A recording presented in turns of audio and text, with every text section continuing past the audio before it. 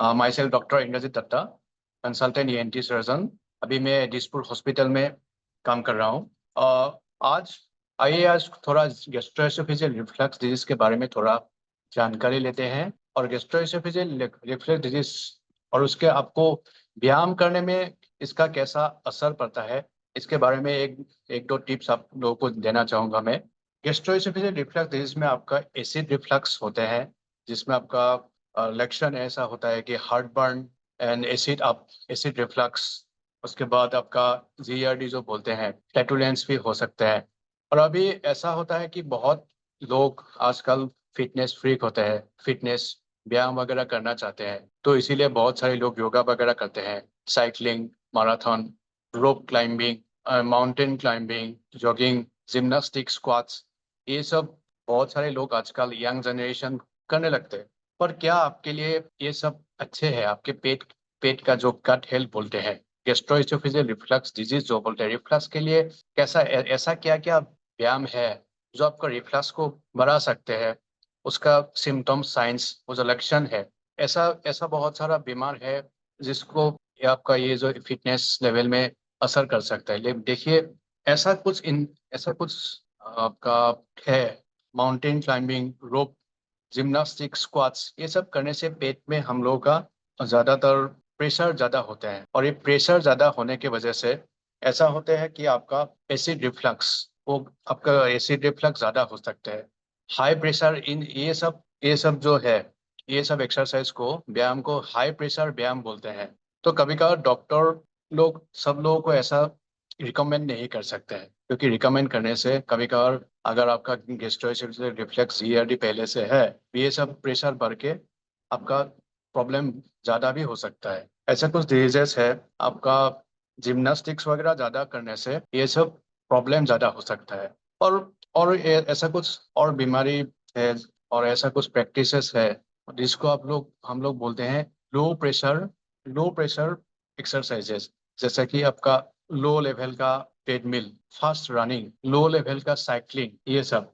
और low level का cycling, low level का रनिंग, या फिर थोड़ा बहुत हल्का सा ट्रेडमिल, हल्का सा जॉगिंग, ये सब करने से क्या है, ये सब करने से आपका पेट में ज्यादा प्रेशर नहीं पड़ते हैं, तो इससे आपका जीआरडी रिफ्लेक्स असर ज्यादा नहीं होता है। बाकी जो डिजीजेस है, बाकी जो प्रैक्टिस आपका जो पेट में अगर ज्यादा प्रेशर पड़ते हैं बाकी बीमार से या फिर व्यायाम से, इससे रिफ्लक्स बहुत ज़्यादा होता है। इसीलिए हम लोग, अगर आप चाहते हैं कि आप एक नए से आप शुरू करना चाहते हैं कि मैं फिट होना चाहता हूँ, I want to get fit, तो मेरे सलाह ये है कि आप पहले आपका जो डॉक्टर है, डॉक्टर के पास एक बार जाइए। आपका पूरा जो होल बॉडी चेकअप, आप एक चेकअप कीजिए। और चेकअप करने के बाद क्या होता है, वो डॉक्टर आपका पूरा बॉडी का जो बीमार है, रिफ्लक्स डिजीजेस, ये सब देख के आपको रिकमेंड कर सकते हैं कि ये सब व्यायाम आपको करना है, ये सब व्यायाम आपको करना चाहिए। ये सब व्यायाम करने से आपका रिफ्लक्स हार्ट बर्न ज़्यादा नहीं होता है। और आपका कौन सा एक्सरसाइजेस आपको अवॉइड करना है, वो डॉक्टर वो भी पर्सनल सलाह आपको दे देंगे। कभी का और एक बात बोलते हैं, आपका जो लक्षण है उसका, उसको बोलते हैं फ्लैटुलेंस, रिफ्लक्स, हार्टबर्न होते हैं। और हार्टबर्न मतलब ऐसा है कि आपका गले में, पेट में जलन है, और पेट में जो जलन है आपका गले तक आ सकता है। और एसिड रिफ्लक्स ये है, आपका जो एसिड है, पेट का एसिड, ये पेट का एसिड रिफ्लक्स होने के बाद आपका अगर प्रेशर ज़्यादा होगा पेट में, उसके बाद वो आपका गले तक आ सकता है। और गैस्ट्रो एसोफेजियल रिफ्लक्स जो है, इंटेस्टिनल रिफ्लक्स जो बोलते हैं, एसिड आप उसमें, उससे क्या होता है, आपका जो खाने का स्वाद वो गले तक भी आ सकते हैं।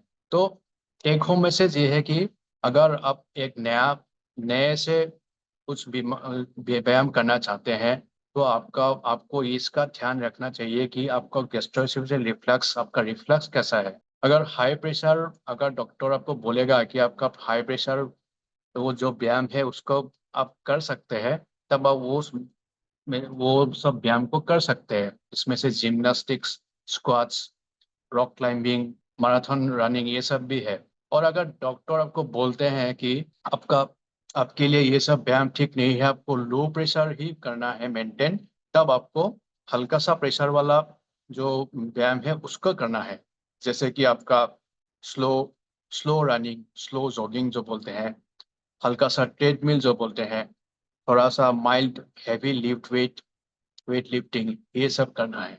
तो मैं यही कहना चाहूँगा कि आप एक्सरसाइज शुरू करने से पहले आप आपके डॉक्टर के साथ बात कीजिए और उस हिसाब से वो जो सलाह देते हैं उस हिसाब से काम लीजिए। धन्यवाद।